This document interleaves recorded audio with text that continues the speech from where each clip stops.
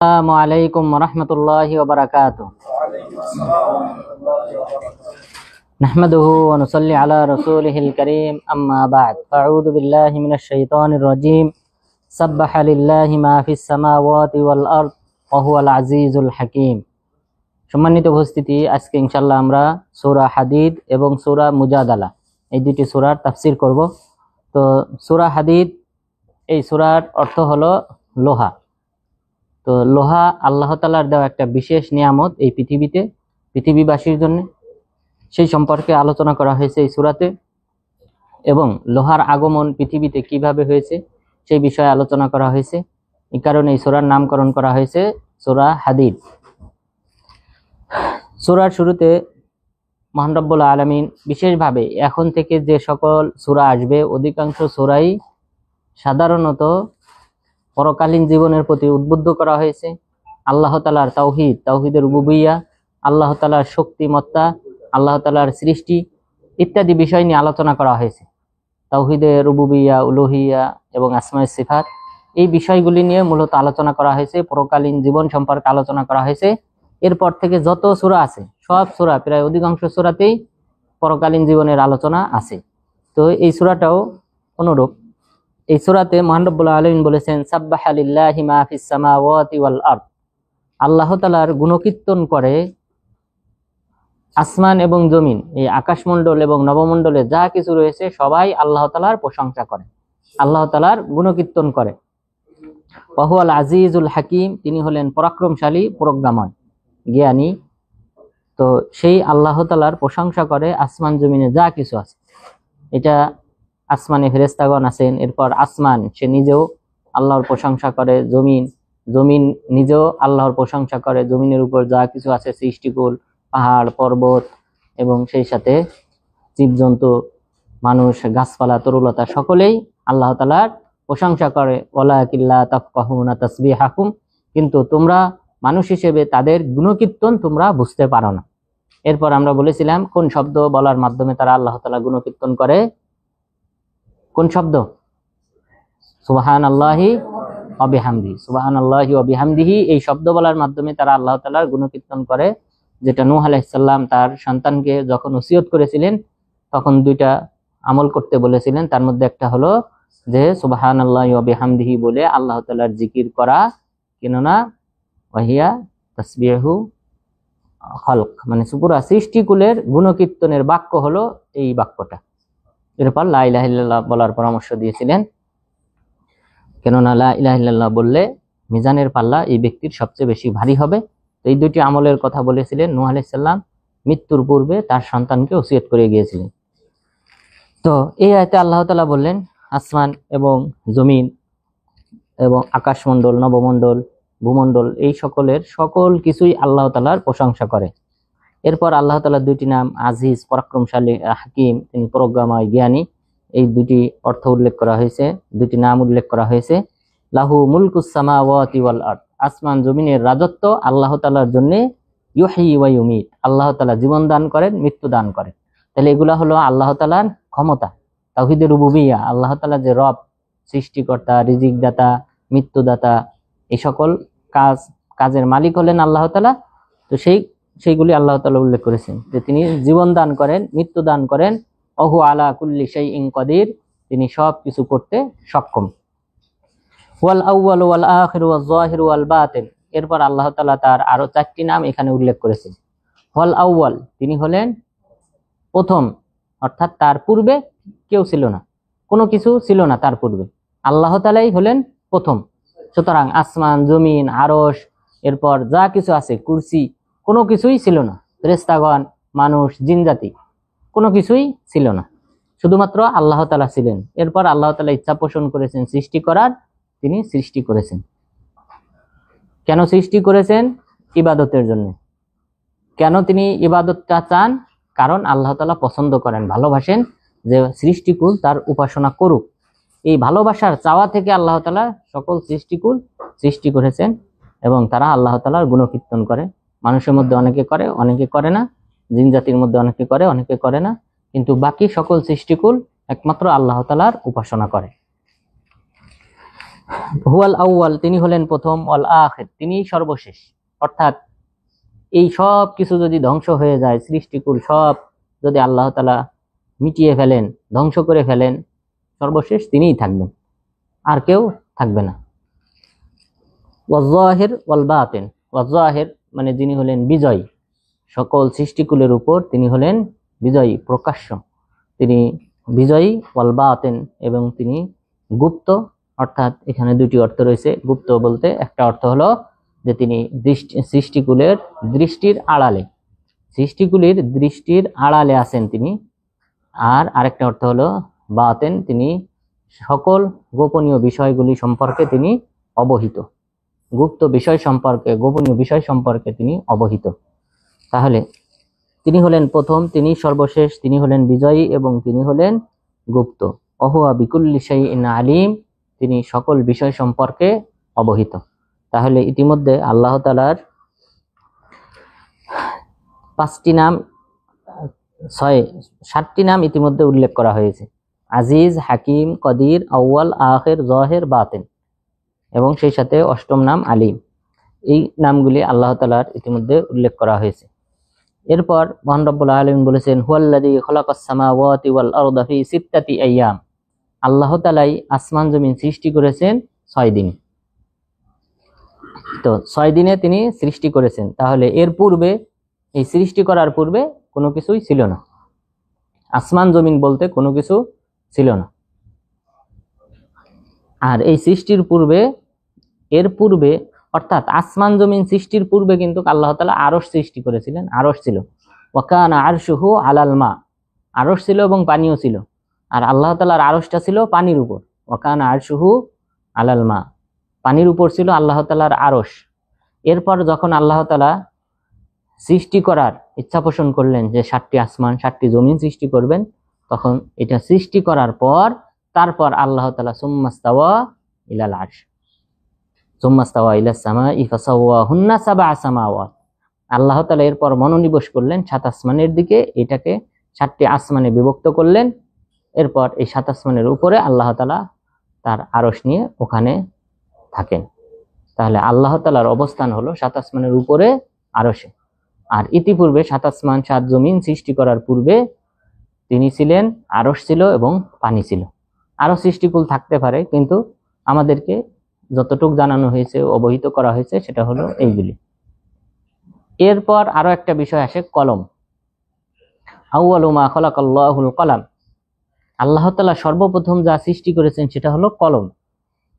এটার ব্যাখ্যা অনেক আলেমগণ বলেছেন যে এই কলমটা সৃষ্টি কখন করেছেন, যখন 7 আসমান 7 জমিন সৃষ্টি করার ইচ্ছা পোষণ করেছেন, তখন তিনি প্রথমে কলমকে সৃষ্টি করেছেন। কলমকে সকল সৃষ্টিকুলের তাকদীর 50,000 বছর পূর্বে, সৃষ্টির 50,000 বছর পূর্বে, তাহলে আসমান জমিন সৃষ্টির 50,000 বছর পূর্বে বা তারও আগে আল্লাহ তাআলা কলম সৃষ্টি করেছেন। এরপর যা কিছু সৃষ্টি করবেন কলমের মাধ্যমে লিপিবদ্ধ করিয়েছেন, যে কখন কোন ব্যক্তি পৃথিবীতে আসবে, তার রিজিক কি হবে, সবকিছু আল্লাহ তাআলা আগেই 50,000 বছর পূর্বে নির্ধারণ করেছেন। তাহলে এই দৃষ্টিকোণ থেকে হবে কলমটা হবে 3 নম্বরে, অর্থাৎ আরশ, পানি, তারপরে কলম। কিন্তু অনেক আলেমগণ বলছেন যেহেতু হাদিসে বলা হয়েছে আউয়ালু মা খালাকাল্লাহুল কলাম, সর্বপ্রথম সৃষ্টির মধ্যে যা সৃষ্টি করেছেন তিনি সেটা হলো কলম, এই হাদিস থেকে অনেক মুহাদ্দিসিনগণ বলেছেন যে না, আরশ, পানি এগুলি সকল কিছুর পূর্বেই আল্লাহ তাআলা কলমকে সৃষ্টি করেছেন। যেহেতু হাদিসে বলা হয়েছে আউয়ালু মা খালাকাল্লাহ, আল্লাহ তাআলা সর্বপ্রথম যা সৃষ্টি করেছেন, তাহলে সৃষ্টির মধ্যে সর্বপ্রথম কলম। তাহলে কলমকে আল্লাহ তাআলা সৃষ্টি করেছেন, আরশ সৃষ্টি করেছেন, পানি সৃষ্টি করেছেন, 7 আসমান 7 জমিন সৃষ্টি করেছেন। এরপর 7 আসমান 7 জমিনের মাঝে যারা বসবাস করবে তাদেরকে সৃষ্টি করেছেন, এবং তাদের বসবাসের জন্য যা কিছু প্রয়োজন, তাদের এই পৃথিবীতে টিকে থাকার জন্য যা কিছু প্রয়োজন সেগুলি আল্লাহ তাআলা সৃষ্টি করেছেন। তাহলে আসমান জমিন সৃষ্টি করেছেন 6 দিনে। সুম্মাস্তাওয়া আলাল আরশ, এরপর তিনি আরশে সমন্বিত হয়েছেন। ইয়ালামু মা ইয়ালিজু ফিল আরদ ওয়া মা ইয়াখরুজু মিনহা, তিনি জানেন যা কিছু পৃথিবীতে প্রবেশ করে, ওয়া মা ইয়াখরুজু মিনহা, যা কিছু পৃথিবী থেকে ওঠে বের হয় সেটা সম্পর্কে আল্লাহ তাআলা জানেন। ওয়া মা ইয়ানজিলু মিনাস সামাই ওয়া মা ইয়ারুজু ফিহা, এবং যা কিছু অবতীর্ণ হয় আসমান থেকে এবং যা কিছু আসমানে ওঠে সে সম্পর্কে আল্লাহ তাআলা জানেন। জমিনে যা কিছু প্রবেশ করে, যেমন জমিনের ভিতরে আমরা যে সকল বীজ বপন করি, জমিনের ভিতরে যে সকল হাইওয়ানাত বসবাস করে, জীবজন্তু বসবাস করে, এরপর জমিনে প্রবেশ করা বলতে বোঝায় আসমান থেকে যে সকল ফেরেশতারা পৃথিবীতে আসেন তাদের সম্পর্কে আল্লাহ তাআলা জানেন। ওমা ইয়াখরুজু মিনহা, জমিন থেকে যা কিছু বের হয়, যে সকল গাছপালা তরুলতা উদ্ভিদ উৎপন্ন হয় সেগুলি সম্পর্কে আল্লাহ তাআলা জানেন। জমিনে যে সকল গুপ্ত ধন, এরপর যে সকল খনিজ সম্পদ আল্লাহ তাআলা রেখেছেন সে সকল সম্পর্কে আল্লাহ তাআলা জানেন।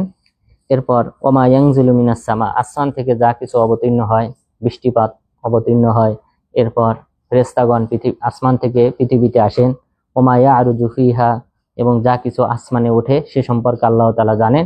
জমিন থেকে যে সকল বান্দারা ভালো আমল করে তাদের ভালো আমলগুলি আল্লাহ তাআলার নিকট পৌঁছানো হয়, ফেরেশতাগণ আল্লাহ তাআলার দরবারে যান, ইত্যাদি বিষয়কে বোঝানো হয়েছে। ওয়া হুয়া মাআকুম আইনামা কুনতুম, আল্লাহ তাআলা তোমাদের সাথে আছেন তোমরা যেখানেই থাকো না কেন। তো আল্লাহ তাআলা যেখানে আমরা থাকি না কেন সেখানেই আছেন, এটা অর্থ হলো সত্তাগতভাবে নন।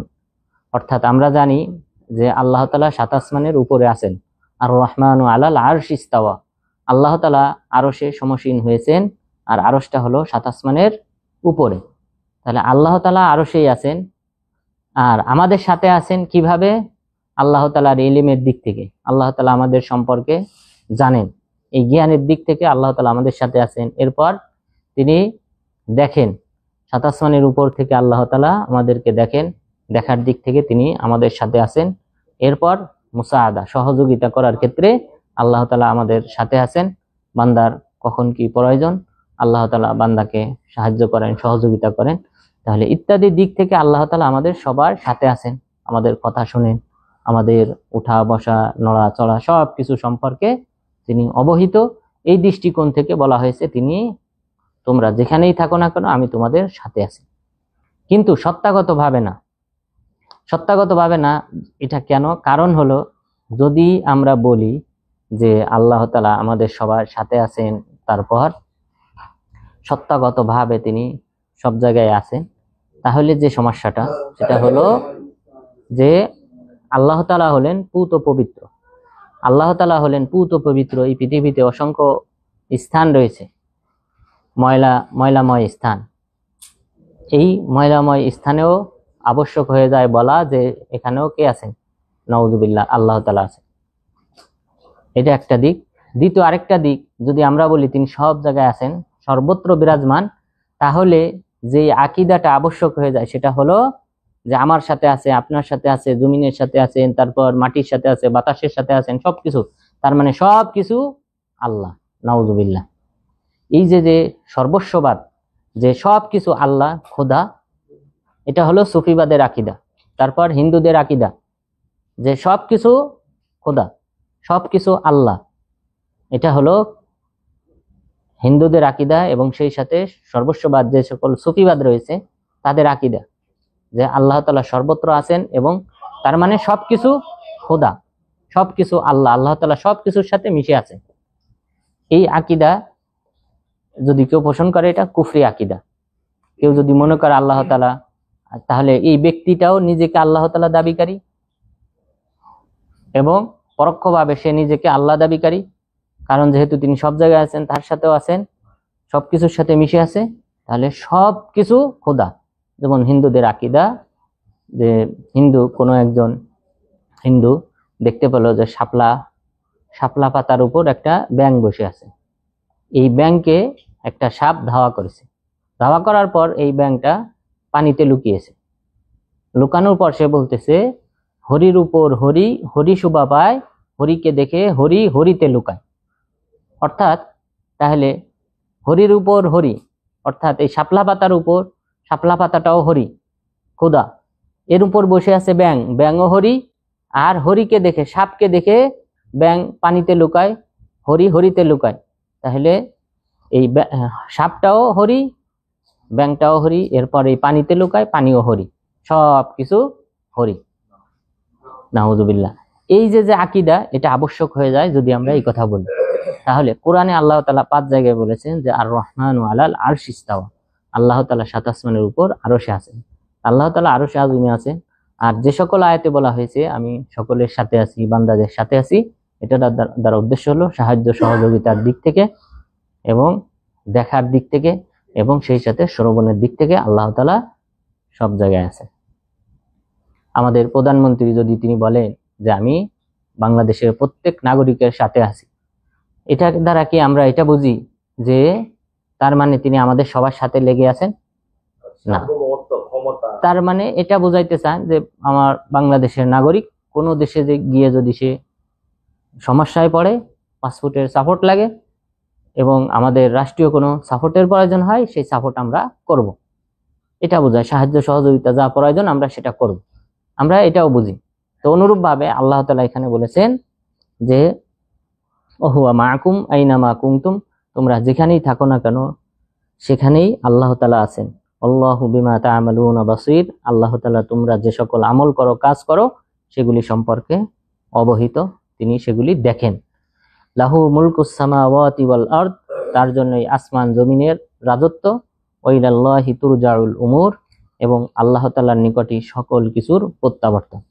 এক সময় আমাদের সবাইকে প্রত্যাবর্তন করতে হবে, কিয়ামত দিবস সংগঠিত হবে, সবাই মারা যাবে, এরপর পুনরুত্থান ঘটানো হবে, সবাই একদিন আল্লাহ তাআলার দিকে প্রত্যাবর্তন করবে। ইউলিজুল লাইলা ফিন নাহারি ওয়া ইউলিজুন নাহারা ফিল লাইল, আল্লাহ তাআলা রাত্রিকে প্রবেশ করান দিনের মধ্যে আর দিনকে প্রবেশ করান রাতের মধ্যে। অর্থাৎ এখন আমরা যে সময়টাতে বসবাস করছি, এখন দিন বড় তুলনামূলক রাতের চেয়ে।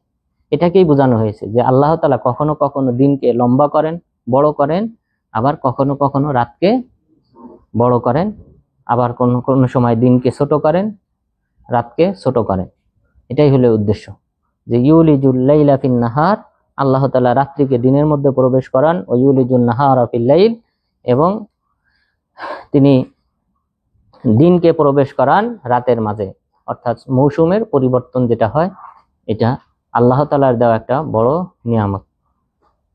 ওহু আলিমুম বিযাতিস সুদূর, তিনি মানুষের অন্তর্যামী।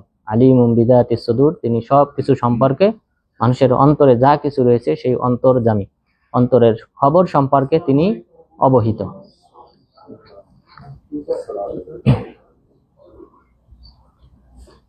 এই ইউলিজুল লাইলা ফিন নাহারি ওয়া ইউলিজুন নাহারা ফিল লাইল, এই আয়াত থেকে আমরা কিন্তু বুঝতে পারি যে পৃথিবীটা কিন্তু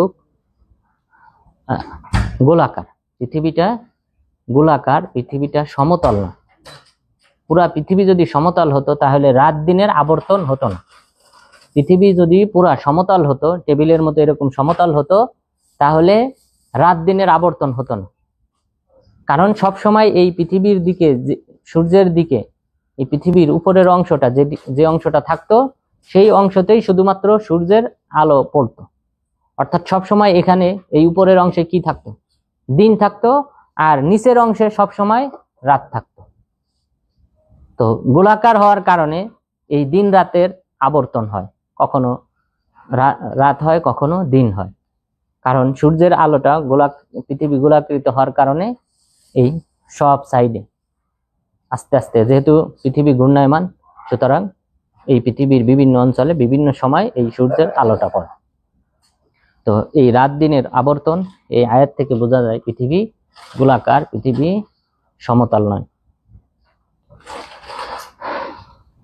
আমিনু বিল্লাহি ওয়া রাসূলি, এরপর আল্লাহ তাআলা বললেন তোমরা ঈমান আনয়ন করো আল্লাহ তাআলার প্রতি, তার রাসূলের প্রতি। ওয়া আনফিকু মিম্মা জাআলাকুম মুস্তাখলাফিনা ফি, এবং তোমরা ব্যয় করো আল্লাহ তাআলা যা তোমাদেরকে দিয়েছেন বা উত্তরাধিকারী বানিয়েছেন, যে সম্পদের উত্তরাধিকারী আল্লাহ তাআলা তোমাদেরকে বানিয়েছেন, সেই সম্পদ তোমরা আল্লাহর রাস্তায় ব্যয় করো। ফাল্লাযীনা আমানু মিনকুম ওয়া আনফাকু লাহুম আজরুন কাবীর, তোমাদের মধ্যে যারা ঈমান আনবে এবং আল্লাহর রাস্তায় ব্যয় করবে তাদের জন্য রয়েছে মহা পুরস্কার, বিরাট পুরস্কার আল্লাহ তাআলা তাদের জন্য প্রস্তুত করে রেখেছেন। ওয়ামা লাকুম লা তুমিনুনা বিল্লাহি ওয়ার রাসূলু ইয়াদউকুম লিতুমিনু বিরাব্বিকুম, তোমাদের কি হলো যে তোমরা ঈমান আনয়ন করো না আল্লাহ তাআলার প্রতি, অথচ রাসূল সাল্লাল্লাহু আলাইহি ওয়াসাল্লাম তোমাদেরকে আহ্বান করতেছেন তোমাদের রবের প্রতি ঈমান আনয়ন করার জন্য। ওয়াকাদ আখাযা মিসাকাকুম ইন কুনতুম মুমিনিন, অথচ তিনি তোমাদের কাছ থেকে প্রতিজ্ঞা গ্রহণ করেছেন, অঙ্গীকার গ্রহণ করেছিলেন। অর্থাৎ আল্লাহ তাআলা অঙ্গীকার নিয়েছিলেন আমাদের সকলের কাছ থেকে রূহের জগতে। আলাস্তু বিরব্বিকুম ক্বালু বালা শাহিদনা আন তাকুলু ইয়াউমাল কিয়ামাতি ইন্না কুন্না আন হাযা গাফিলিন, যে আমি কি তোমাদের রব নই? তখন সবাই সমস্বরে বলেছিল, হ্যাঁ তুমি আমাদের রব। এই প্রতিশ্রুতির কথা আল্লাহ তাআলা বললেন, ওয়াকাদ আখাযা মিসাকাকুম, আল্লাহ তাআলা তোমাদের প্রতিজ্ঞা অঙ্গীকার ইতিপূর্বে তিনি গ্রহণ করেছেন। ইন কুনতুম মুমিনিন, যদি তোমরা মুমিন হও তাহলে সে কথা স্মরণ করো। হুয়াল্লাযী ইউনাজ্জিলু আলা আবদিহি আয়াতিন বাইয়িনাতিন লিইখরিজাকুম মিনাজ যুলুমাতি ইলান নূর, আল্লাহ তাআলা তিনি তার বান্দার উপর স্পষ্ট নিদর্শনাবলী অবতীর্ণ করেন, কোরআনের আয়াত অবতীর্ণ করেন, মুজিজা অবতীর্ণ করেন। লিইখরিজাকুম মিনাজ যুলুমাতি ইলান নূর, তোমাদেরকে অন্ধকার থেকে আলোর দিকে পথ প্রদর্শন করার জন্য। ওয়া ইন্নাল্লাহা বিকুম লারাউফুর রহিম, নিশ্চয়ই আল্লাহ তাআলা তোমাদের প্রতি সহনশীল, দয়ালু এবং করুণাময়। ওয়ামা লাকুম আল্লা তুনফিকু ফি সাবিলিল্লাহ ওয়ালিল্লাহি মিরাসুস সামাওয়াতি ওয়াল আরদ, তোমাদের কি হলো যে তোমরা আল্লাহর রাস্তায় সম্পদ ব্যয় করো না, অথচ আল্লাহ তাআলার জন্যই এই আসমান জমিনের উত্তরাধিকারী। আল্লাহ তাআলাই হলেন আসমান জমিনের উত্তরাধিকারী। সুতরাং প্রকৃত উত্তরাধিকারী অর্থাৎ আমি আপনি একসময় মারা যাব, পৃথিবী এভাবেই পড়ে থাকবে। সুতরাং প্রকৃত মালিক হলেন একমাত্র আল্লাহ তাআলা। সুতরাং তোমরা তোমাদের এই সম্পদ কেন আল্লাহর রাস্তায় ব্যয় করো না। লা ইয়াস্তাবি মিনকুম মান আনফাকা মিন ক্বাবলিল ফাতহি ওয়া কাতাল, তোমাদের মধ্যে তারা কখনোই সমান নয় যারা আল্লাহর রাস্তায় সম্পদ ব্যয় করেছে মক্কা বিজয়ের পূর্বে এবং যারা যুদ্ধ করেছে মক্কা বিজয়ের পূর্বে। যারা মক্কা বিজয়ের পূর্বে যুদ্ধ করেছে এবং আল্লাহর রাস্তায় সম্পদ ব্যয় করেছে তারা হলো শ্রেষ্ঠ যারা এর পরে ব্যয় করেছে এবং যুদ্ধ করেছে। সুতরাং মক্কা বিজয়ের পূর্বে এই সময় মুসলিমরা দুরবস্থায় ছিল। এই সময়ে যারা অর্থ ব্যয় করেছে প্রাথমিক যুগে ইসলামের, তারা হলো শ্রেষ্ঠ। এরপর এই যে শ্রেষ্ঠতা, এটার বর্ণনার ক্ষেত্রে একটা হাদিস রয়েছে। খালিদ বিন ওয়ালিদ রাদিয়াল্লাহু আনহু, খেয়াল করেন, খালিদ বিন ওয়ালিদ রাদিয়াল্লাহু আনহু তিনি ইসলাম গ্রহণ করেছেন খন্দক যুদ্ধের পরে, অর্থাৎ ৫ম হিজরির পরে। আর আব্দুর রহমান বিন আউফ রাদিয়াল্লাহু আনহু তিনি প্রথম দিকে ইসলাম গ্রহণ করেছেন। আশারায়ে মুবাশশারা ১০ জন জান্নাতের সার্টিফিকেট প্রাপ্ত সাহাবী, একই হাদিসে যাদেরকে জান্নাতের শুভ সংবাদ দেওয়া হয়েছে তাদের একজন, অর্থাৎ বড় শ্রেষ্ঠ ১০ জন সাহাবীর একজন।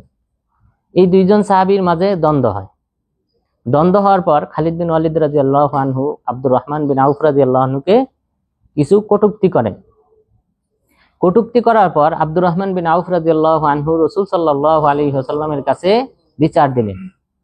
বিচার দেওয়ার পর রাসূল সাল্লাল্লাহু আলাইহি ওয়াসাল্লাম বললেন যে তোমরা কি আমার সাথীদেরকে গালিগালাজ করো, কটূক্তি করো, অথচ তোমরা যদি উহুদ পাহাড় সমপরিমাণ স্বর্ণ আল্লাহর রাস্তায় ব্যয় করো তাহলে তারা যে এক মুদ সমপরিমাণ তারা যে আল্লাহর রাস্তায় ব্যয় করেছে তার সমপরিমাণও তোমাদের হবে না। তো খেয়াল করেন, ২ জন কিন্তু সাহাবী। খালিদ বিন ওয়ালিদ রাদিয়াল্লাহু আনহু তারও অনেক ফজিলত রয়েছে, যুদ্ধের ক্ষেত্রে তার বিকল্প কেউ ছিল না। যুদ্ধে বিজয়ী হওয়ার ক্ষেত্রে খালিদ বিন ওয়ালিদ রাদিয়াল্লাহু আনহু যে ইতিহাস গড়েছে, ইসলামী ইতিহাসে এমন সোনালী ইতিহাস আর কোনো ব্যক্তির ক্ষেত্রে অঙ্কিত হয় নাই। এমন যোদ্ধা এবং রাসূল সাল্লাল্লাহু আলাইহি ওয়াসাল্লামের যুগে তিনি তার হাতেই সেনাপ্রধানের দায়িত্ব রেখেছিলেন।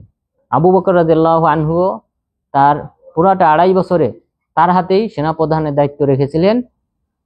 এরপর ওমর রাদিয়াল্লাহু আনহুর যুগেও প্রাথমিক পর্যায়ে তিনি সেনাপ্রধান হিসেবে ছিলেন। তো এমন একজন সাহাবী যার বিশাল মর্যাদা রয়েছে, সেই সাহাবীকে বলা হয়েছে যে তুমি যদি উহুদ পাহাড় সমান স্বর্ণ ব্যয় করো আল্লাহর রাস্তায়, তাহলে আব্দুর রহমান বিন আউফ যিনি প্রথম দিকে ইসলাম গ্রহণ করেছেন, তিনি যদি এক মুদ সমান ৬০০ গ্রাম ৬০০ গ্রাম সমপরিমাণ কোনো ছাতু অথবা সাধারণ চাউল গম ইত্যাদি যদি আল্লাহর রাস্তায় দান করে তার সমপরিমাণ হবে না তোমার উহুদ পাহাড় সমান স্বর্ণের পাহাড়। তো তাহলে চিন্তা করেন কত বড় ব্যবধান। যারা ইসলামের প্রথম যুগে যারা মুসলিমদের পাশে দাঁড়িয়েছে, ইসলাম গ্রহণ করেছে, তাদের মর্যাদা অনেক বেশি যারা পরে ইসলাম গ্রহণ করেছে তাদের চেয়ে। অনুরূপভাবে যে সকল ব্যক্তিরা মুসলিমদের বিপদ মুহূর্তে পাশে দাঁড়াবে অবশ্যই তাদের মর্যাদা অন্যান্য ব্যক্তিদের চেয়ে বেশি হবে। ফিলিস্তিনবাসী তাদের পাশে যে ব্যক্তি দাঁড়াবে আর যে ব্যক্তি সাধারণ মুসলিমদের মাঝে অর্থ ব্যয় করবে, এই দুই শ্রেণীর মাঝে অবশ্যই বিশাল ব্যবধান থাকবে। যে ব্যক্তি এই সকল দুর্দশাগ্রস্ত মুসলিমদের পাশে দাঁড়াবে অবশ্যই তাদের দানের সওয়াবের পরিমাণ অত্যধিক বেশি হবে। তো এইভাবে ইসলামের প্রথম যুগে যারা দাঁড়িয়েছিল আল্লাহ তাআলা তাদের মর্যাদা এই আয়াতে উল্লেখ করেছেন যে লা ইয়াস্তাবি মিনকুম মান আনফাকা মিন ক্বাবলিল ফাতহি ওয়া কাতাল, তোমাদের মধ্যে যারা মক্কা বিজয়ের পূর্বে দান করেছিল এবং জিহাদ করেছিল তারা কখনোই সমান নয়। যারা পরে জিহাদ করেছে এবং যারা পরে দান করেছে, উলাইকা আ'যামু দারাজাতাম মিনাল্লাযীনা আনফাকু মিন বা'দু ওয়া কাতালু, তারা যারা পূর্বে জিহাদ করেছিল এবং পূর্বে দান করেছিল তারা অধিক বেশি মর্যাদাশীল তাদের চেয়ে যারা পরে দান করেছে এবং পরে যুদ্ধ করেছে।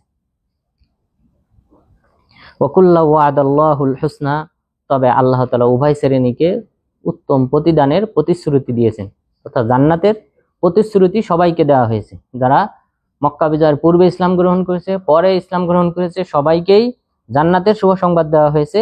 তবে তাদের মর্যাদা অনেক বেশি যারা মক্কা বিজয়ের পূর্বে দান করেছে, পূর্বে জিহাদ করেছে। আল্লাহু বিমা তা'মালুনা খবীর, আল্লাহ তাআলা তোমরা যা আমল করো সে সম্পর্কে অবগত আছেন।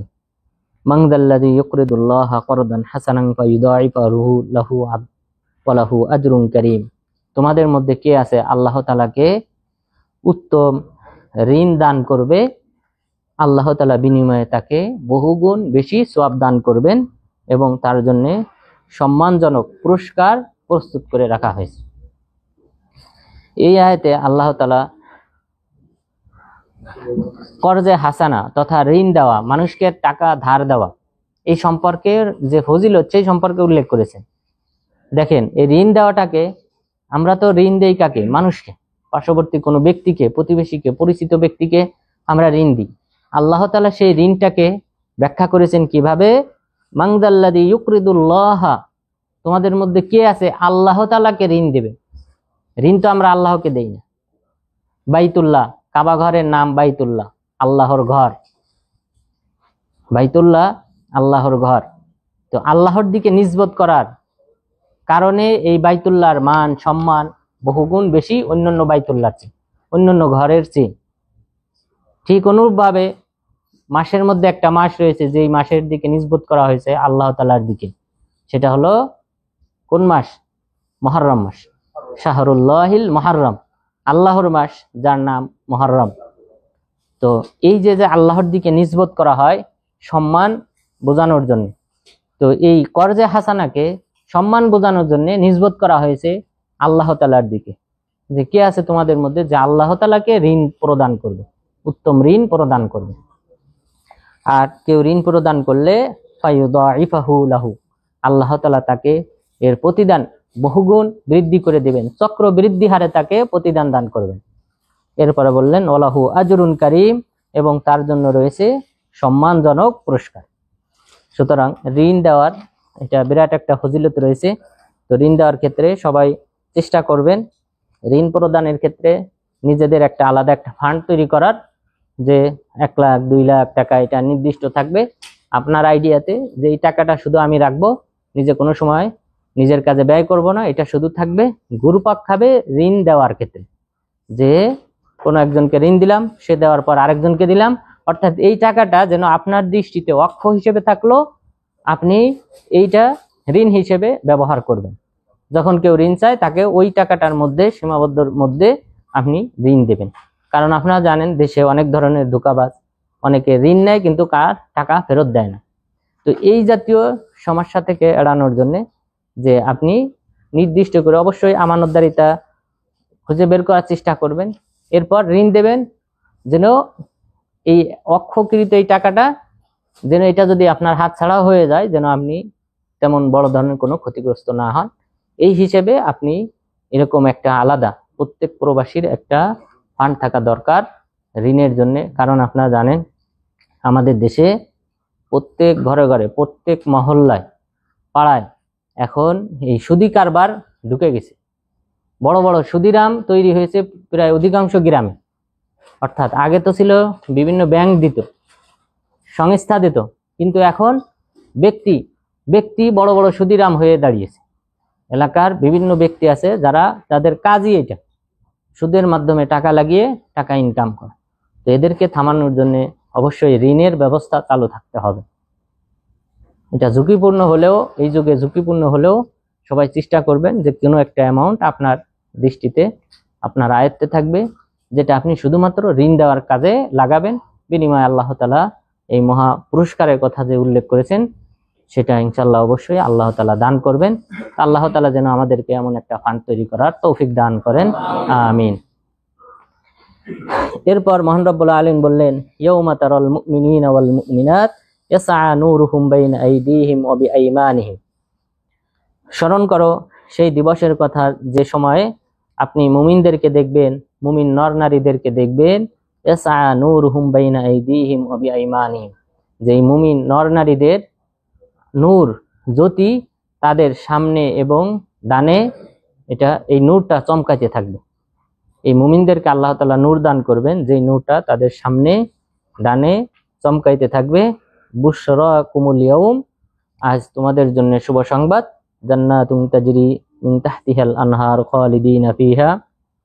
শুভ সংবাদটা হলো জান্নাতের, যার তলদেশ দিয়ে নহর নদীনালা প্রবাহমান থাকবে, খালিদিনা ফিহা, তথায় তারা চিরস্থায়ীভাবে বসবাস করবে।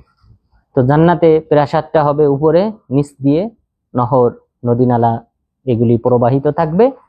আর এই নদীনালা যে প্রবাহিত হবে এটা সমতল স্থানের উপর দিয়েই প্রবাহিত হবে, এখানে কোনো প্রকার খাল জাতীয় কোনো কিছু থাকবে না।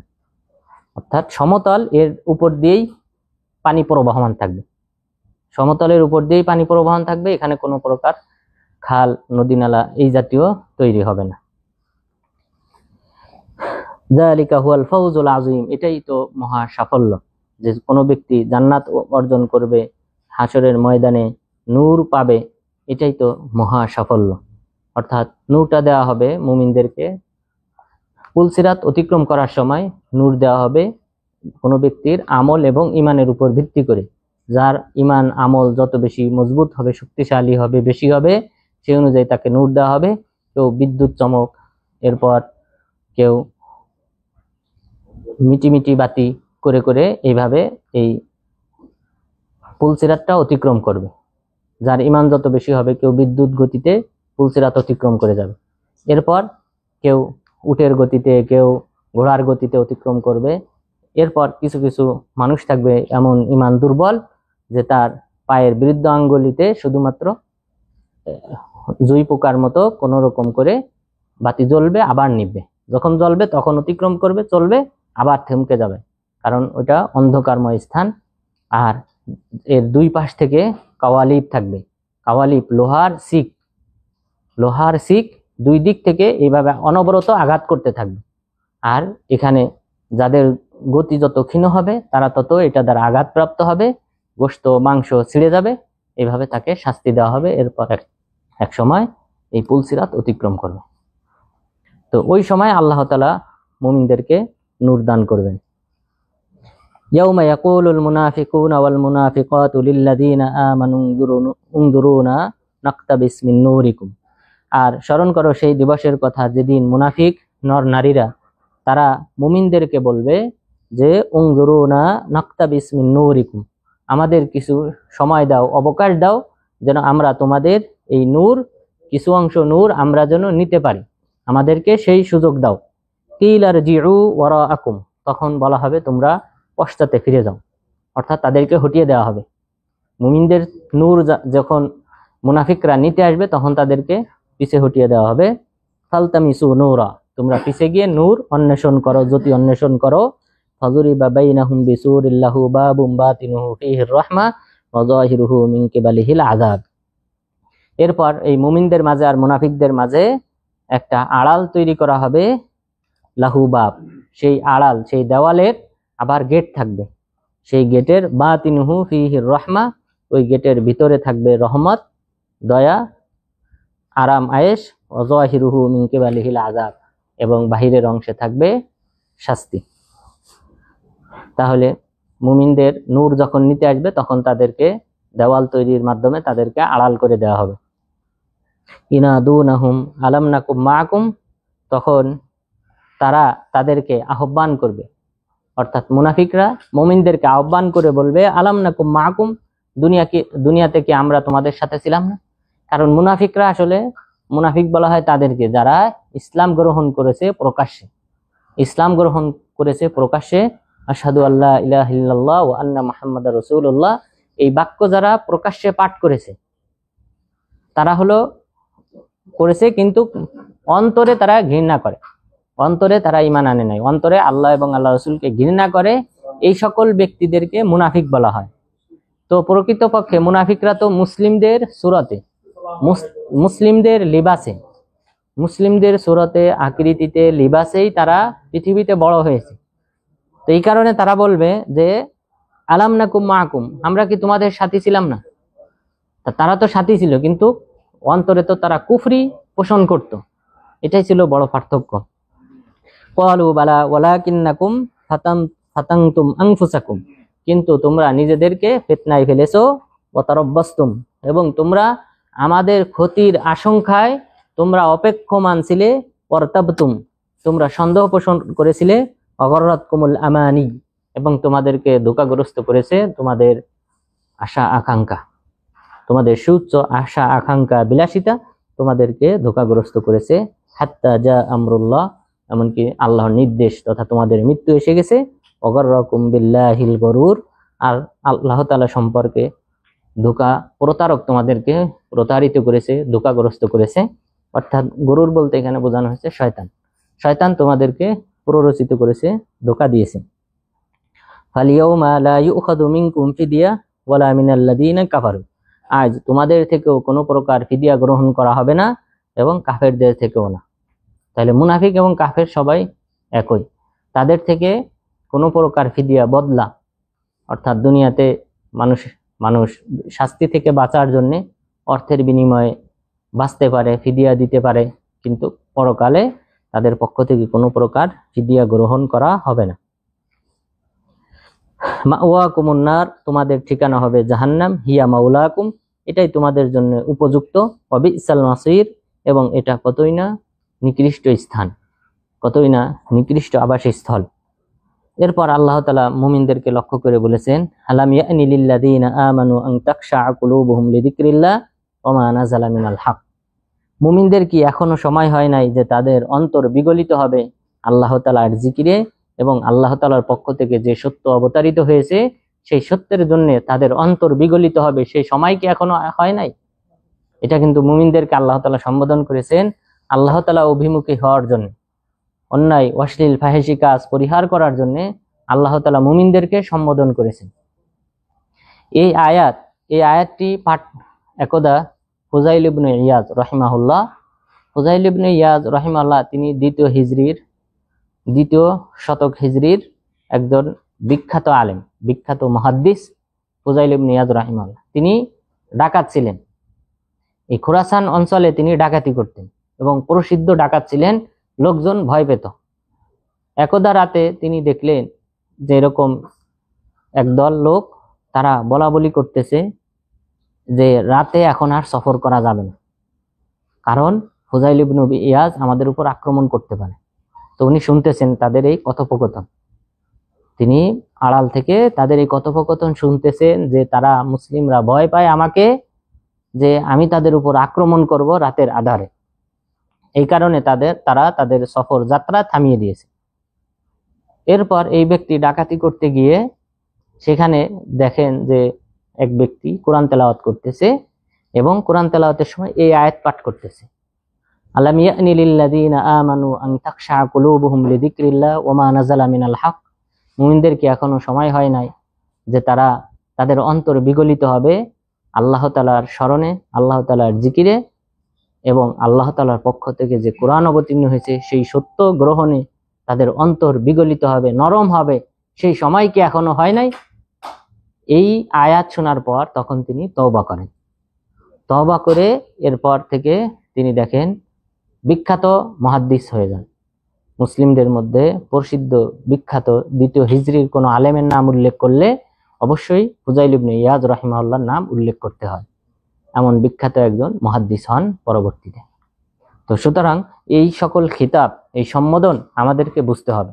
আল্লাহ তাআলা যেভাবে সম্বোধন করেছেন, এই সম্বোধন আমাদেরকে বুঝতে হবে, অনুধাবন করতে হবে এবং আল্লাহ তাআলার অভিমুখী হতে হবে।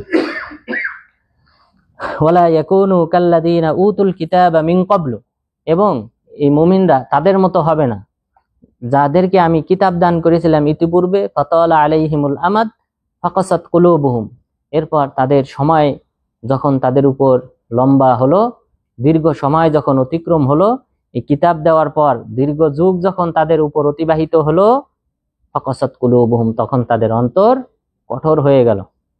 অর্থাৎ যুগ যত গড়িয়েছে, আপনি যদি তুলনা করেন সাহাবাদের যুগ, সেই যুগে সাহাবাগণ কেমন ছিল, কেমন ইমানদার ছিল, তাবিগণ তারা কেমন ইমানদার ছিল, এই যুগের মানুষ কতটা ইমানদার। 1400 বছর এই দীর্ঘ সময় অতিক্রম করেছে। তো আল্লাহ তাআলা বললেন তোমরাও তাদের মতো হইও না, যে সকল আহলে কিতাবদেরকে, ইহুদি খ্রিস্টানদেরকে আমি আসমানি কিতাব দিয়েছিলাম, সময় যত গড়িয়েছে তত তাদের অন্তর আরো কঠোর হয়েছে। তোমরা সেই সকল ব্যক্তিদের মতো হইও না। ওয়া কাসীরুম মিনহুম ফাসিকুন, তাদের অধিকাংশই ফাসিক, পাপাচারে লিপ্ত, কবিরা গুনাহে লিপ্ত। তোমরা তাদের মতো হইও না। ইয়ালামু আন্নাল্লাহা ইউহিল আরদা বা'দা মাউতিহা, তোমরা জেনে রেখো আল্লাহ তাআলা জমিনকে জীবিত করেন মৃত্যুর পর, অর্থাৎ উর্বরশীল করেন অনুর্বর হওয়ার পর, মৃত্যুবরণ করার পর। যেখানে যে জমিন শক্ত, অর্থাৎ চৈত্র মাসে জমিন যেখানে ফেটে যায়, যেখানে বীজ বপন করা যায় না, এখানে বীজ বপন করলেও সেখানে কখনোই অঙ্কুরিত হবে না, এমন মৃত্যুবরণ করার পর, অনুর্বর হওয়ার পর আমি পুনরায় উর্বরশীল করি। তোমরা অনুরূপভাবে আমি তোমাদেরকেও কিন্তু এক সময় মৃত্যুদানের পর পুনরায় আবার জীবিত করব। ইয়ালামু আন্নাল্লাহা ইউহিল আরদা বা'দা মাউতিহা, তোমরা জেনে রাখো আল্লাহ তাআলা জমিনকে পুনরায় জীবিত করেন, উর্বরশীল করেন অনুর্বর হওয়ার পর। কদ বায়্যানা লাকুমুল আয়াতি লাআল্লাকুম তাআকিলুন, আমি তোমাদের জন্য এই সকল নিদর্শনগুলি বর্ণনা করলাম যেন তোমরা অনুধাবন করো।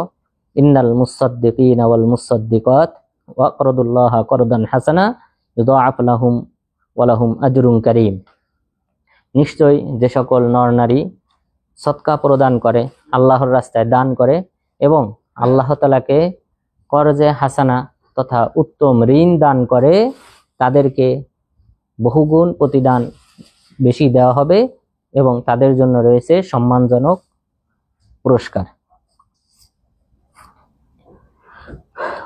ওয়াল্লাযীনা আমানু বিল্লাহি ওয়া রাসূলিহি উলাইকা হুমুস সিদ্দিকুন, আর যারা আল্লাহ তাআলার প্রতি এবং তার রাসূলের প্রতি ঈমান আনয়ন করেছে তারাই হলো সিদ্দিক। ওয়াশ শুহাদা ইনদা রাব্বিহিম, এবং তাদের রবের নিকট শহীদ হিসেবে গণ্য। লাহুম আজরুহুম ওয়া নূরুহুম, তাদের নিকট রয়েছে আল্লাহ তাআলার, তাদের রবের নিকট রয়েছে তাদের প্রতিদান এবং তাদের নূর, জ্যোতি। এখানে তাহলে আল্লাহ তাআলা যারা মুমিন, আল্লাহর রাস্তায় যে সকল ব্যক্তিরা নিজেদেরকে জীবন বিলিয়ে দেয় তাদের সাথে তুলনা করেছেন এই সাধারণ মুমিনদেরকে, এবং সিদ্দিক হিসেবে আখ্যায়িত করা হয়েছে। সিদ্দিক বলা হয় যারা সত্য হিসেবে মেনে নেয় নবী রাসূলগণের আগমনের পর, তাদেরকে কোনো প্রকার দ্বিধাদ্বন্দ্ব সন্দেহ পোষণ করা ছাড়াই নির্দ্বিধায় মেনে নেয়, তাদেরকে বলা হয় সিদ্দিক। আবু বকর রাদিয়াল্লাহু আনহুকে সিদ্দিক বলে আখ্যায়িত করা হয়েছে। এরপর সূরা ইয়াসিনে যে 3 জন রাসূলকে প্রেরণ করা হয়েছিল তাদের প্রতি যে ব্যক্তি ঈমান এনেছিল সেই ব্যক্তি হাবিব আন-নাজ্জার, সেই ব্যক্তিকেও সিদ্দিক বলে আখ্যায়িত করা হয়েছে। অর্থাৎ সিদ্দিকদের সংখ্যা খুবই কম। সিদ্দিকদের সংখ্যা পূর্ববর্তী মুমিনদের মধ্য থেকে নিয়ে রাসূল সাল্লাল্লাহু আলাইহি ওয়াসাল্লামের উম্মতের মধ্য থেকে এদের সংখ্যা অতি নগণ্য, শহীদদের তুলনায় এদের সংখ্যা আরো বেশি। তো আল্লাহ তাআলা বললেন যারা আল্লাহ এবং তার রাসূলের প্রতি ঈমান আনয়ন করেছে তারাই হলো সিদ্দিক এবং তারাই হলো শহীদ তাদের রবের নিকট। ওয়াল্লাযীনা কাফারু ওয়া কাযযাবু বিআয়াতিনা উলাইকা আসহাবুল জাহিম, এবং যারা আমার আয়াতকে অস্বীকার করে তারাই হলো জাহান্নামী। ইয়ালামু আন্নামাল হায়াতুদ দুনিয়া লাইবু ওয়া লাহবু ওয়া যিনাতু ওয়া তাফাখুরুম বাইনাকুম, জেনে রেখো নিশ্চয়ই পার্থিব জীবন এটা হলো খেলতামাশা স্বরূপ, খেলতামাশা, হাসি তামাশা, ক্রীড়া কৌতুক করার মতো জীবনযাপন, ওয়াজিনা, এবং এটা হলো চাকচিক্যময় একটা জীবন, তাফাখুরুম বাইনাকুম, এবং এই পার্থিব জীবনটা হলো পরস্পরের উপর গর্ব অহংকার প্রকাশ করা, একজন আরেকজনের উপর গর্ব করে। এই গর্ব করার জীবন হলো এই পার্থিব জীবন। ওয়া তাকাসুরুম ফিল আমওয়ালি ওয়াল আওলাদ, এবং ধন সম্পদ এবং ছেলে সন্তান এবং সন্তান এবং সেই সাথে সম্পদের ব্যাপারে প্রাচুর্য অর্জন করার স্থান হলো এই পার্থিব জীবন। কামাসালি গাইসিন, এই পার্থিব জীবনের উপমা হলো কামাসালি গাইস, ওই বৃষ্টির মতো আজাবাল কুফারা নাবাতুহু, যে কৃষককে আশ্চর্যান্বিত করে যে বৃষ্টিটা, নাবাতুহু বৃষ্টির ফলে যে ফসল উৎপাদিত হয় সেই ফসলটা কিন্তু কৃষক অনেক পছন্দ করে। তো ওই পছন্দকৃত ফসলের মতো সুম্মা ইয়াহিজু, এই ফসলটা আবার কি হয়, শুকিয়ে যায়, ফাতারাহু মুসফাররা, হলুদ হয়, পেকে যায়, সুম্মা ইয়াকুনু হুতামা, এরপর খড়কুটায় পরিণত হয়। অনুরূপ ভাবে পার্থিব জীবনটাও এক সময়, পার্থিব জীবনে আমরা বড় হই, অর্থাৎ ফসল যেমন ভাবে এক সময় পরিপূর্ণ হয় এরপর পেকে যায়, ঠিক অনুরূপ ভাবে আমাদের জীবনও আমরাও এক সময় যৌবনে পৌঁছাই, যৌবন থেকে এরপর বার্ধক্যে চলে যাই, এরপর এক সময় আমরা মৃত্যুবরণ করি। খড়কুটার যেমন ভাবে কোনো প্রকার মূল্য থাকে না, অনুরূপ ভাবে মানুষ ও এক সময় অনুরূপ খড়কুটার মতো পরিণত হয়। এটাই হলো পার্থিব জীবনের উপমা। অফিল আখিরাতি আযাবুন শাদীদ, আর জেনে রেখো পরকালে রয়েছে কঠোর শাস্তি, ওয়ামাগফিরাতুম মিনাল্লাহ, আল্লাহ তাআলার পক্ষ থেকে ক্ষমা, ওয়া রিদওয়ান, এবং আল্লাহ তাআলার সন্তুষ্টি। অর্থাৎ যারা আল্লাহ তাআলার কাছে ক্ষমা চাইবে তাদের জন্য ক্ষমা রয়েছে, আল্লাহর সন্তুষ্টি রয়েছে, আর যারা ক্ষমা চাইবে না, পাপাচারে লিপ্ত থাকবে, তাদের জন্য রয়েছে কঠোর শাস্তি। ওয়ামাল হায়াতুদ দুনিয়া ইল্লা মাতাউল গুরুর, পার্থিব জীবন তো হলো কেবলমাত্র প্রতারণার স্থান, অর্থাৎ প্রতারণার সামগ্রী। সুতরাং সাবিকু ইলা মাগফিরাতিম মির রাব্বিকুম ওয়া জান্নাতিন আরদুহা কাআরজিস সামাই ওয়াল আরদ, সুতরাং তোমরা প্রতিযোগিতা করো আল্লাহ তাআলার ক্ষমা, তোমাদের রবের পক্ষ থেকে ক্ষমা পাওয়ার জন্য তোমরা প্রতিযোগিতা করো, এবং প্রতিযোগিতা করো সেই জান্নাত অর্জনের জন্য যেই জান্নাতের প্রশস্ততা হলো আসমান জমিন সমান। আসমান জমিন সমান জান্নাতের প্রশস্ততা, সেই জান্নাত অর্জনের জন্য তোমরা প্রতিযোগিতা করো, ছুটে আসো। তো জান্নাত এটা হলো সর্বনিম্ন যে জান্নাতটা দেওয়া হবে সেটা হলো এই পৃথিবীর 10 গুণ, পৃথিবীর চেয়ে 10 গুণ বড় এমন আয়তন বিশিষ্ট একটা জান্নাত দান করা হবে। যে ব্যক্তি জাহান্নামে পুড়ে ছারখার হয়ে এরপর নাহরুল হায়াতে নিক্ষেপ করার পর যে ব্যক্তি নাজাত পাবে সেই ব্যক্তিকে আল্লাহ তাআলা দিবেন এই পৃথিবীর 10 গুণ। তাহলে যারা প্রথম ধাপে যারা মিজানের পাল্লায় ওজনের পাল্লা, ভালো আমলের পাল্লা ভারী হওয়ার মাধ্যমে যারা জান্নাতি হবে তাদের জান্নাতের আয়তন কত বড় হবে। যারা বিনা হিসেবে জান্নাতি হবে তাদের জান্নাতের আয়তন কত বড় হবে। যারা সিদ্দিক হবে তাদের জান্নাতের আয়তন কত বড় হবে। যারা আল্লাহর রাস্তায় শহীদ হবে তাদের জান্নাতের আয়তন কত বড় হবে।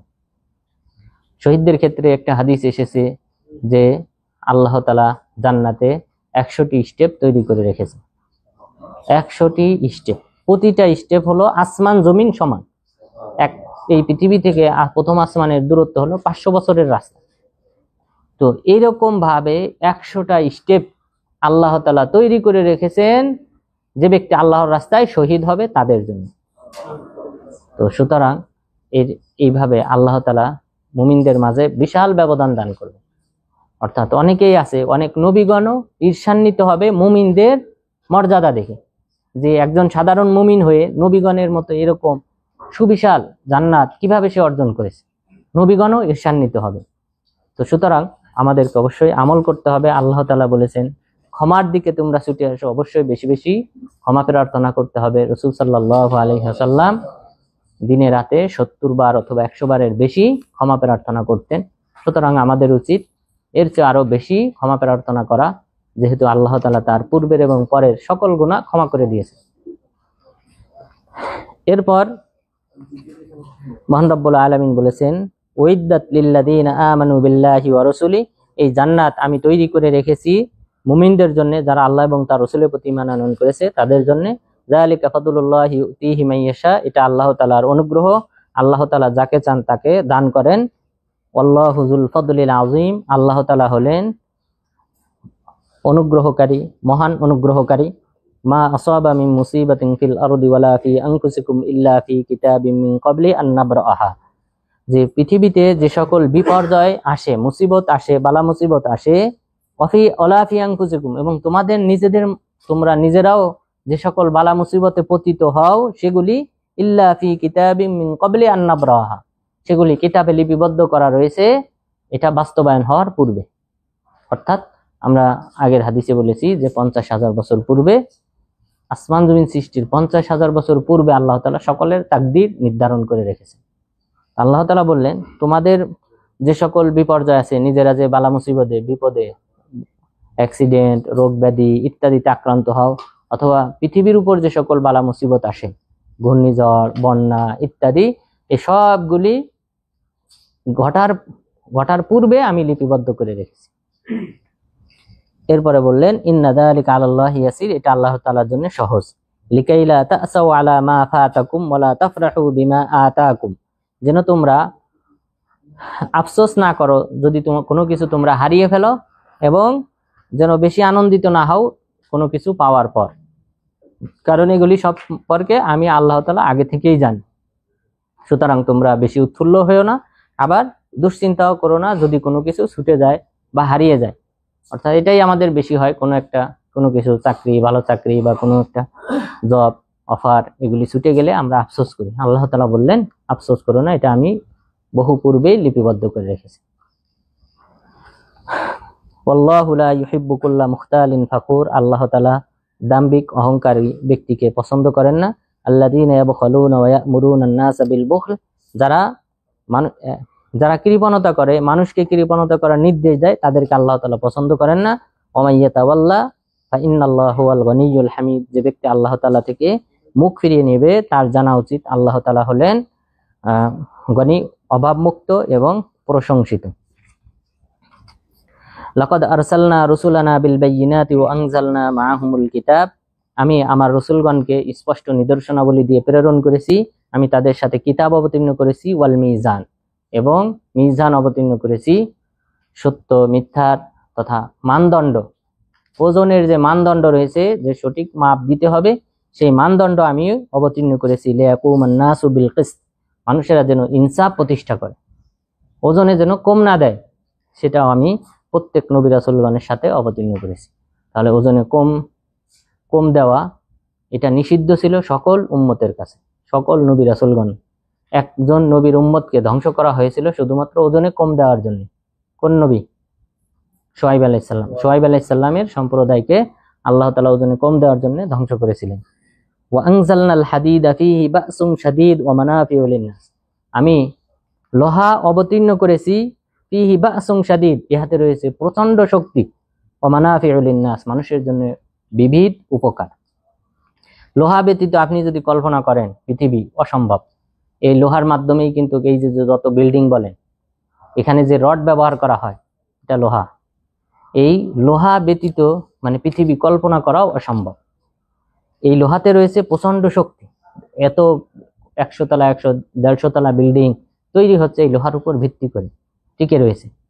এই প্রচন্ড শক্তিধর লোহা আল্লাহ তাআলা কি বললেন? ওয়া আনজালনাল হাদিদ, আমি এই লোহাকে অবতীর্ণ করিয়েছি। অবতরণ হয় উপর থেকে নিচের দিকে, অর্থাৎ এই লোহা যেন এসেছে আসমান থেকে, উপর থেকে পৃথিবীতে। এবং বর্তমান বিজ্ঞানীরা এটা স্বীকার করেন যে পৃথিবীর যে শক্তি রয়েছে অথবা আমাদের এই সূর্যের যে শক্তি রয়েছে, সেই শক্তি দিয়ে এই লোহার কণিকা তৈরি হওয়া সম্ভব না। এটা আল্লাহ তাআলার বিশেষ সৃষ্টি, যা আল্লাহ তাআলা দেখেন এই পৃথিবীতে খনিজ সম্পদ দিয়ে রেখেছেন লৌহা, এবং এই লোহা মূল্যেও কিন্তু তুলনামূলক অন্যান্য খনিজ সম্পদের চেয়ে কম। তো এই লোহার ব্যবহারও অত্যধিক বেশি, এবং আল্লাহ তাআলা বললেন এটা আমি আসমান থেকে অবতীর্ণ করেছি। তো এটা আল্লাহ তাআলা বিশেষভাবে সৃষ্টি করেছেন এই পৃথিবীতে, যেটা আল্লাহ তাআলা বলেছেন আমি আসমান থেকে অবতীর্ণ করেছি। এটা পৃথিবীর শক্তি দিয়ে এটা তৈরি হয় না। ওয়ালিয়ালাম আল্লাহ মাইয়ানসুরুহু ওয়া রাসূলুহু, আর এই যে সকল নিয়ামত আমি দিয়েছি এটা এই জন্য যে আমি জানতে চাই, বা আল্লাহ তাআলা জানতে চান যে কে তাকে সাহায্য করে এবং তার রসুলগণকে সাহায্য করে বিল গায়ব, না দেখে। আল্লাহ তাআলাকে না দেখে কে আল্লাহ এবং তার রসুলকে সাহায্য করতে চায় আমি সেটা দেখতে চাই। ইন্নাল্লাহা কাবিয়্যুন আজিজ, নিশ্চয়ই আল্লাহ তাআলা শক্তিশালী পরাক্রমশালী। ওয়ালাকাদ আরসালনা নূহান ওয়া ইব্রাহিমা ওয়া জাআলনা ফি যুররিয়াতিহিমা আন-নুবুওয়া ওয়াল কিতাব, আমি ইতিপূর্বে নূহ আলাইহিস সালাম এবং ইব্রাহিম আলাইহিস সালামকে প্রেরণ করেছিলাম এবং তাদের সন্তানদের মধ্যে নবুয়াতকে নির্ধারিত করেছিলাম এবং কিতাবকে নির্ধারিত করেছি। সুতরাং নবুয়াত নূহ আলাইহিস সালাম এবং ইব্রাহিম আলাইহিস সালামের বংশধরের মাঝে সীমাবদ্ধ, অন্য কোনো নবীর বা অন্য কোনো ব্যক্তিদের মধ্যে নাই। সুতরাং আদম আলাইহিস সালাম পরে নূহ আলাইহিস সালাম, নূহ আলাইহিস সালাম থেকে নিয়ে ইব্রাহিম আলাইহিস সালাম এবং তার বংশধরের মধ্যেই সীমাবদ্ধ ছিল নবুয়াত। সুতরাং জিন জাতির মধ্যে নবুয়াত নাই। জিনদের মধ্য থেকে আল্লাহ তাআলা কাউকে নবী হিসেবে প্রেরণ করেন নাই। এই আদম সন্তানদের মধ্য থেকে আল্লাহ তাআলা নবুয়াত দিয়েছেন, এবং একসময় এটা সীমাবদ্ধ হয়ে গেছে নূহ আলাইহিস সালামের সন্তান এবং ইব্রাহিম আলাইহিস সালামের সন্তান। সর্বশেষ নবী মুহাম্মদ সাল্লাল্লাহু আলাইহি ওয়াসাল্লাম, তিনি এসেছেন ইসমাইল আলাইহিস সালামের বংশধর কুরাইশদের থেকে হাশেম, বানু হাশেম, এরপর রাসূল সাল্লাল্লাহু আলাইহি ওয়াসাল্লাম। আর বাকি নবীগণ যারা এসেছিলেন, ইয়াকুব আলাইহিস সালাম ইসহাক আলাইহিস সালামের সন্তান, ইব্রাহিম আলাইহিস সালামের সন্তান ইসহাক আলাইহিস সালাম, ইসহাক আলাইহিস সালামের সন্তান ইয়াকুব আলাইহিস সালাম, ইয়াকুব আলাইহিস সালামের সন্তান ইউসুফ আলাইহিস সালাম। এরপর এই বংশধারায় ইয়াকুব আলাইহিস সালাম, ইউসুফ আলাইহিস সালামের বংশধারাতে নবীগণ এসেছেন, দাউদ আলাইহিস সালাম, মুসা আলাইহিস সালাম, সুলাইমান আলাইহিস সালাম, তার এই সকলেই ইউশা বিন নুন, তারা সকলেই ইয়াকুব আলাইহিস সালামের বংশধর। তো এই দুইজন নবীর মাঝেই কিন্তু সীমাবদ্ধ নবুয়াত। সুতরাং জিন জাতির মধ্যে নবুয়াত নাই, জিন জাতিদের মধ্যে আছে সতর্ককারী।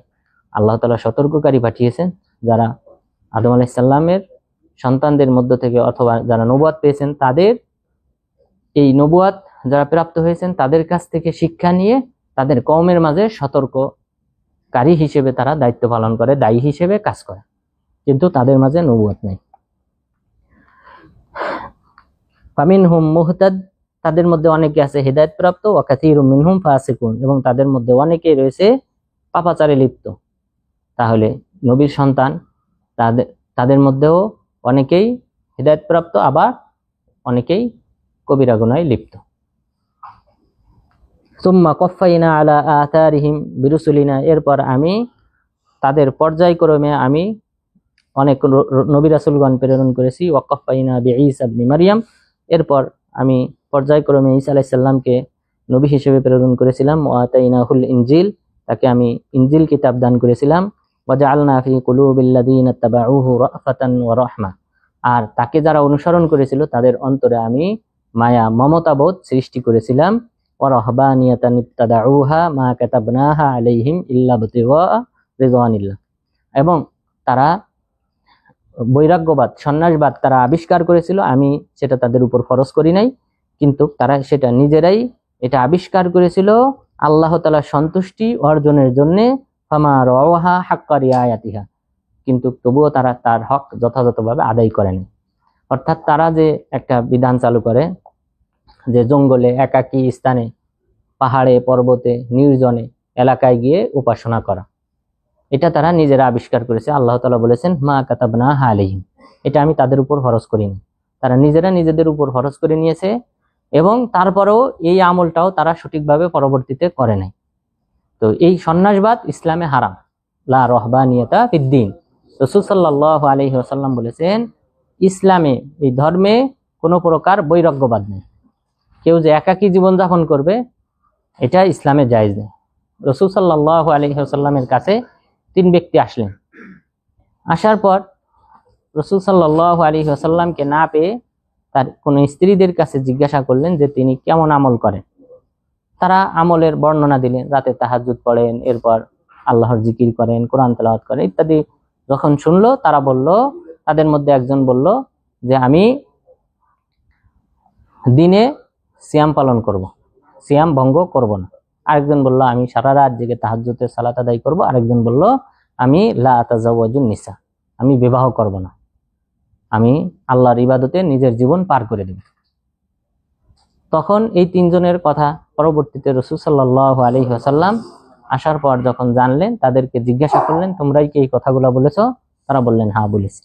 তখন তিনি বললেন ইন্নী আতাজাওয়াজুন নিসা মান রাগিবা আন সুন্নতি ফালাইসা মিন্নী, যে আমি বৈবাহিক জীবনে জড়িয়েছি, যদি কেউ আমার এই সুন্নত থেকে বিমুখ হয় সে আমার উম্মতের অন্তর্ভুক্ত না। এই তিনজন ব্যক্তির উদ্দেশ্য কি ছিল? ভালো, তারা আমলের কথাই বলেছে, যে একজন সারাদিন সিয়াম পালন করবে, আরেকজন তাহাজ্জুদের সালাত আদায় করবে সারা রাত জেগে, আরেকজন বিবাহ বন্ধনে আবদ্ধ হবে না, কারণ দুনিয়াবি যে সকল ঝামেলা, সন্তান হলে, স্ত্রী থাকলে দুনিয়া নিয়ে ব্যস্ত হয়ে পড়বে, এটা এই ঝামেলা থাকবে না, সর্বদা ইবাদতে জীবন কাটিয়ে দেবে। উদ্দেশ্য তো ভালো, আমলও সৎ আমল, কিন্তু রাসূল সাল্লাল্লাহু আলাইহি ওয়াসাল্লাম বললেন যে আমার সুন্নত থেকে বিমুখ হলে সে আমার উম্মতের অন্তর্ভুক্ত না। তাহলে সুন্নতই হলো এটা, যেটা রাসূল সাল্লাল্লাহু আলাইহি ওয়াসাল্লাম জীবনযাপন করেছেন। আমল বেশি হলে সেটা আল্লাহর নিকট গ্রহণযোগ্য না, বরং আমলটা হতে হবে রাসূল সাল্লাল্লাহু আলাইহি ওয়াসাল্লামের পদ্ধতি অনুযায়ী, পরিমিত, সীমিত, তিনি যেভাবে আমল করেছেন সেভাবেই হতে হবে। এর বাহিরে আমল করলে সেটা আল্লাহর নিকট কবুল হবে না, সেটা বিদআত হিসেবে গণ্য হবে। এখানে আল্লাহ তাআলা বললেন মা কাতাবনাহা আলাইহিম ইবতাদাউহা, তারা নিজেরা আবিষ্কার করেছে বিদআত, তারা নিজেরা বিদআত আবিষ্কার করেছে, আমি এটা তাদের উপর খরচ করিনি। তাহলে বৈরাগ্যবাদ আমাদের ইসলাম ধর্মে জায়েজ। এই মর্মে আরো অনেক হাদিস রয়েছে। বিভিন্ন সাহাবী এসে বলেছেন হে আল্লাহর রাসূল, আমরা খাসি হতে চাই, অন্ডকোষ ফেলে দিতে চাই, যেন আমাদের এই বৈবাহিক জীবনের ঝামেলা না থাকে। রাসূল সাল্লাল্লাহু আলাইহি ওয়াসাল্লাম তাদেরকে নিষেধ করেছেন। তো সুতরাং বৈরাগ্যবাদ এটা ইসলাম কখনোই গ্রহণ করে না। ফাআতাইনাল্লাযীনা আমানু মিনহুম আজরাহুম, তাদের মধ্যে যারা ঈমান এনেছিল আমি তাদেরকে প্রতিদান দিয়েছি। ওয়া কাসীরুম মিনহুম ফাসিকুন, তাদের অধিকাংশই আবার ফাসিক, পাপাচার, কবিরা গুনাহে লিপ্ত। তাহলে এই যে সম্বোধন আল্লাহ তাআলা বলতেছেন, নূহ আলাইহিস সালামের সন্তানদের কথা উল্লেখ করলেন, ইব্রাহিম আলাইহিস সালামের সন্তানদের কথা উল্লেখ করলেন, যে তাদের মধ্যেও অনেকে আছে পাপাচারে লিপ্ত, কবিরা গুনাহে লিপ্ত। ঈসা আলাইহিস সালামের অনুসারীদের মধ্যে থেকেও অনেকেই হিদায়াত প্রাপ্ত, তাদেরকে আমি প্রতিদান দিয়েছি, আবার অনেকে পাপাচারে লিপ্ত, কবিরা গুনাহে লিপ্ত। সুতরাং আমাদেরকে সতর্ক করা হয়েছে যে এই উম্মতের লোকজনও কিন্তু এই দুই শ্রেণীতে বিভক্ত। সুতরাং এই পাপাচার, অন্যায়, অশ্লীল, ফাহিশি কাজ এগুলি থেকে অবশ্যই পরিহার করতে হবে। আল্লাহ তাআলা যেন আমাদেরকে সেই তৌফিক দান করেন, আমিন।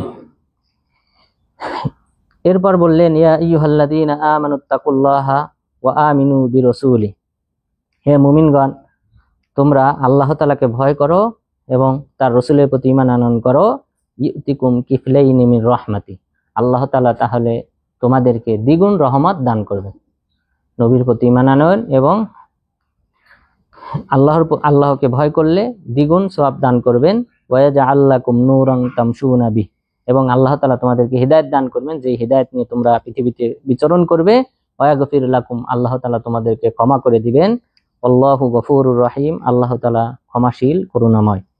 লিআল্লা ইয়ালামা আহলুল কিতাব আল্লা ইয়াকদিরুনা আলা শাইইন মিন ফাদলিল্লাহ, এটা এই জন্য যে যেন আহলে কিতাবরা জানতে পারে যে তারা আল্লাহ তাআলার কোনো ফজল, অনুগ্রহের মালিক না।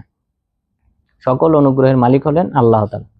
কারণ আহলে কিতাবদের একটা ধারণা ছিল যে শেষ নবী আসবেন তাদের মধ্য থেকে, এবং এই কারণেই কিন্তু তারা শাম দেশ থেকে, সেখানে কিন্তু গম আবাদ হইতো, এখান থেকে এই সবুজ সমরণ্য এমন একটা অঞ্চল ছেড়ে তারা চলে আসে মদিনায় অবস্থান করে। কারণ তারা জানতো যে মদিনাতে খেজুর বাগান বিশিষ্ট স্থানে সফর করবেন শেষ নবী বা হিজরত করবেন। এই কারণে তারা এখানে মদিনাতে এসে বসবাস শুরু করে। উদ্দেশ্য শেষ নবী আসবেন, তার অনুসারী হবেন, তার প্রতি ঈমান আনয়ন করবেন। বানু কুরাইজা, বানু কাইনুকা এবং বানু নাজির, এই তিনটা ইহুদিদের গোত্র এখানে এসে অবস্থান করে। কিন্তু যখন নবুয়ত চলে আসলো কুরাইশদের মধ্য থেকে, তখন তারা বিরোধিতা শুরু করলো। বিরোধিতা শুরু করলো। আল্লাহ তাআলা বললেন যেন আহলে কিতাবরা জানতে পারে যে তারা কোনো নিয়ামতের, আল্লাহ তাআলা কোনো অনুগ্রহের, নবুয়াত আল্লাহ তাআলা কোথায় দেবেন, এগুলির মালিক ইহুদিরা না, বরং এটার মালিক একমাত্র আল্লাহ তাআলা। ওয়া আন্নাল ফাদলা বিয়াদিল্লাহ ইউতিহি মাইয়াশা, অনুগ্রহ আল্লাহ তাআলার হাতে, আল্লাহ যাকে চান তাকেই দান করেন। আল্লাহু যুল ফাদলিল আযীম, আল্লাহ তাআলা সুমহান অনুগ্রহের মালিক। তো এটাই ছিল আজকে আমাদের তাফসীর সূরা হাদিদের। তো সূরা হাদিদ এটার নামকরণ করা হয়েছে লোহা থেকে।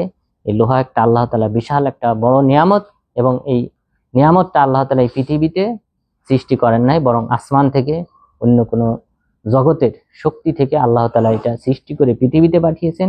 এটা পৃথিবীর যে শক্তি সামর্থ্য রয়েছে, এবং পৃথিবীর যে সূর্য রয়েছে, এই সূর্যের যে শক্তি সামর্থ্য রয়েছে, এই শক্তি দ্বারা এটা তৈরি হওয়া সম্ভব না। আল্লাহ তাআলার বিশেষ অনুগ্রহে আল্লাহ তাআলা এই লোহাকে সৃষ্টি করেছেন, সেই সম্পর্কে একটা সূরা অবতীর্ণ করেছেন।